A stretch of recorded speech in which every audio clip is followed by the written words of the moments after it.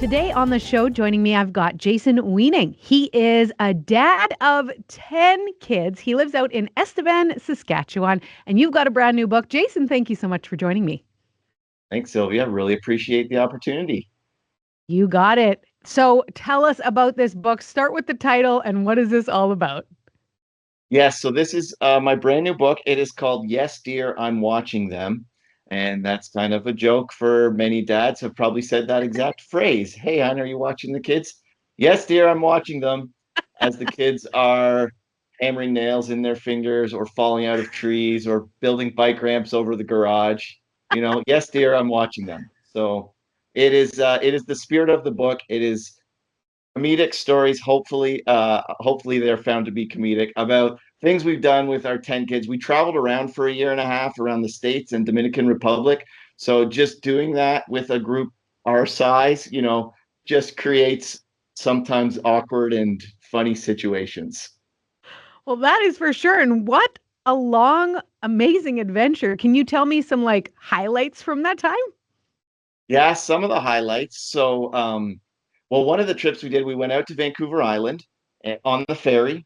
And this was like as things were just starting to open up after all the COVID stuff. So I guess everybody was going to Vancouver Island, even from Ontario, where we lived at the time. So we did like a cross Canada trip. And being the dad that I am, I thought I'll just book a hotel, when we get there and we'll get it all figured out. Well, an hour of phone calls later to every hotel in the neighborhood, and there were no hotels available. I thought, okay, I don't know what we're going to do. We drove by a place like the Seashell Inn, I think it was called, and my wife looked at it and some of the characters perhaps hanging around outside of the motel. She's like, I don't think I want to stay at the Seashell Inn with our family. So we passed on that. Maybe they had rooms, but everyone was full. So I ended up saying, hey, why don't we'll go to Canadian Tire, we'll grab some tents. We could probably find a campsite somewhere. But it was 8:30, and on the island, the Canadian Tire was closed at 8:30. So that was strike 2 or 3. I don't know how you're counting the strikes, but I was hitting a lot of strikes. So I'm like, it's Wednesday night. There's probably churches having prayer meetings or Bible studies or something. Why don't we go to a church and we'll ask, hey, does anyone have like a basement apartment for rent that we could rent for a night or something like that?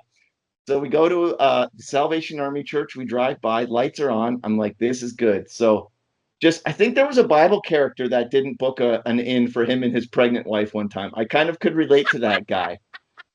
I'm just trying to be a biblical father, just like Joseph. Anyways, I knocked on the door with my 8-year-old, or she was 5 at the time, daughter. I said, hey, we're visiting from Ontario. We can't find a place to stay. Told them my story that I just told you. And the pastor, he's like, you know what? My wife just headed to Ontario. So my house is empty. It's just me. We have an empty basement. You're welcome to come and stay at our house. So Mr. Norm, I still remember him. And we stayed with our family. I think there were 10 of us at the time or something like that in his basement for a night. We had great conversation. And I thought, this is great. Like, this is what being part of the family of God should be like. Poor planning on dad, but great rescue from another dad on Vancouver Island. So book hotels, dads. That's the moral of that story. That's an incredible thing though. And like you said, it's funny and thankfully you guys did have a place to stay. Also, what generosity. I love that. I love it. Um Pivoting a little bit, could you take us through okay, a typical not that anything's typical probably with your family, but a typical day living on a hobby farm in Saskatchewan with 10 kids. I don't know that it's all that different. So kind of the idea that brought this about, a friend of mine said to me, hey, it'd be cool to set up a camera in your kitchen and just watch you guys like eat a meal. And I said, I don't think it would really be that cool. We probably spill more glasses of milk than the average family. But besides that, I think it's pretty much just like eating a meal anywhere else with more spills. And one of the stories in the book is actually, I've calculated approximately how many hundreds and thousands of spills have occurred during meal times at our house. But really, my wife, I say we homeschool our kids. My wife, I will give her most of the credit on that. She spends the day homeschooling our kids. Their ages 1, our youngest just turned 1 to 19. So we got a set of twins in there, some boys, some girls. We've got some cows. We had some pigs. We just harvested our pigs. So that was new for us. We didn't know what we were doing. We had That'll be in the next book, that story. We harvested our pigs.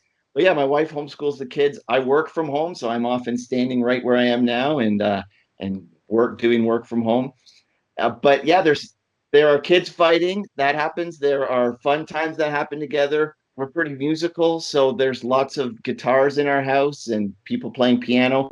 Our second oldest daughter teaches the youngest five piano lessons. So there's whenever I'm doing a call like this, it's like, okay, everyone just hold off on the drums, piano, guitars for give me half an hour to do these calls because there's lots of music around our house. But it is lots of activity and lots of fun. And now that the weather is nice, we just got the trampoline set up outside. So lots of fun. That's fantastic. Sounds great. I would love to know what is your, I know this is a hard question, but what is your favorite aspect of being a dad? My favorite aspect of being a dad, someone asked me this the other day, and I kind of took two spectrums. We have the 1 year old. So it's great to have, she's in our bed sometimes at night, which that isn't necessarily great. But when she wakes up in the morning and she kind of scooches over and just puts her head on me and just makes like a little nice baby sound. So that is great. On the other end of the spectrum, sitting down, I play drums. My 11-year-old plays bass. My 13-year-old plays guitar. My daughters play. Everyone's playing music together. And now the hobbies that I enjoy, I'm able to enjoy with my kids. And I said that to a dad the other day that, as your kids get older, it might be super busy and super hard now. And I get it.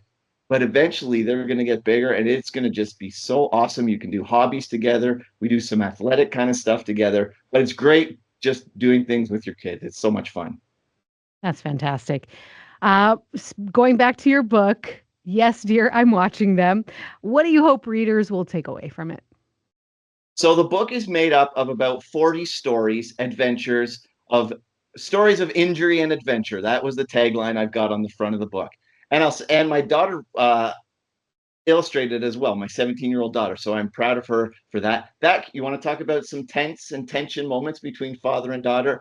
We can talk about working on a book project together, but we won't.